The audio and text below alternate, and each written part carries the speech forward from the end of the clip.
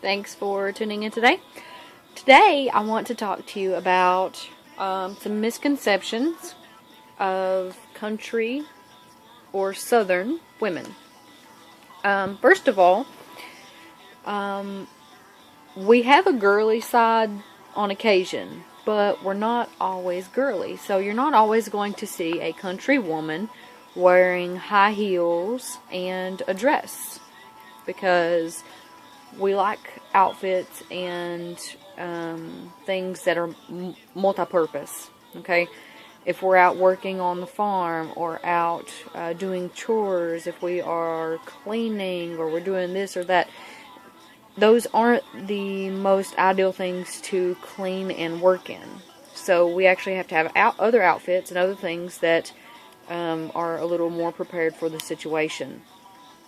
Now, that doesn't mean that there aren't really, really girly women in the South, because there are women that are very, very girly. And there's a lot that are afraid to get dirty. But there's a lot of us that aren't afraid to get dirty, too. Number 2. We don't all wear the booty shorts with our rear ends hanging out of them. I might own 1 or 2 pair, but those are solely for my partner to see me in. They're not for the rest of the world to see. So I'm not a really big fan of showing my assets to people that I don't feel deserve to see them. So, and a lot of women share that with me. They don't feel they should wear booty shorts or any kind of revealing clothing and let everything hang out like you see most women wear in magazines or on TV. Next, which is probably one of the weirdest ones that I have heard about, it's because we in the South do like to go barefoot on occasion. So there's a big theory that women in southern states are walking around barefoot all the time with these dirty, nasty feet and are 8 months pregnant. That's not the case. We do like to go barefoot, but it is something that we've had in our upbringing. The majority of it, back along, well, it really wasn't that long ago. Years ago, it even goes back to when my grandfather was younger. They wouldn't have the money to purchase shoes in the summertime. So they would always get a pair of shoes in the winter before all of the snow and all of the cold came in. So they were accustomed to going summers with little to no shoes. If they did have shoes, they were very worn. So it's something that was very common to go without shoes. And so therefore, whenever their children got a little bit older to where they could walk on their own and everything, they did not think it was a necessity, because they went all these years without shoes during the summer. So they didn't think that it would affect their children. So they let their children go the summers without shoes and just made them wear shoes in the winter if they chose to.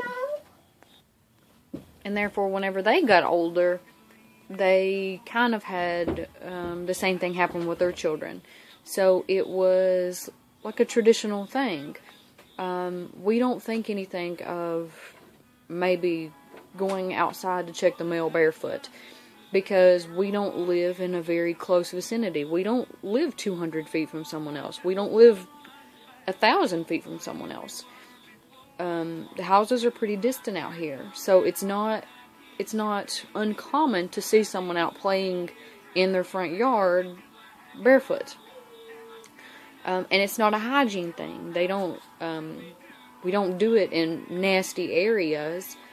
It's just not thought of as abnormal here to see a child or to see an adult outside barefoot. Next is cursing like a sailor. There's a lot of people that think Southern women all have very, I'm going to say, dirty, needs a filter kind of mouths. And to some people that's sexy. To me, not so much. And there's a lot of people around me that feel the same. Now, not everyone does, because it seems more these days that cursing is an accepted form of a language. People, of course, use it to signify times whenever they feel something more strongly than other times. Like if someone's enraged, instead of using normal words that you would use when you're angry, they use a lot of cursing language, which I don't. And I don't know if that's uncommon or common, but anyway, the last thing is no teeth. In the South, it is rumored that most of the women and the men, everyone for that matter, have trouble with oral hygiene. That there are so many people that either lack teeth completely or have cavities and half-rotten teeth that cover their mouth. Basically, they have no teeth really worth anything, unless they're false teeth. Which, there are a lot of people like that, but that's like that everywhere. It's not just for southern states. People in the north are like that as well. Actually, people all over the United States, especially in the poverty-stricken areas. So it's not just something that happens with the South. And not everyone in the South, actually the majority of the South, actually have their teeth and they are healthy. You see mine. My teeth are all healthy. So it's not a common occurrence like everyone thinks it is. And if you have any questions about any rumors or stereotypes that you've heard, you can leave me a message, leave me some kind of comment, let me know what you think, and if you have questions about it, and I'll do my best to answer that for you. Thanks for your time. Have a wonderful day.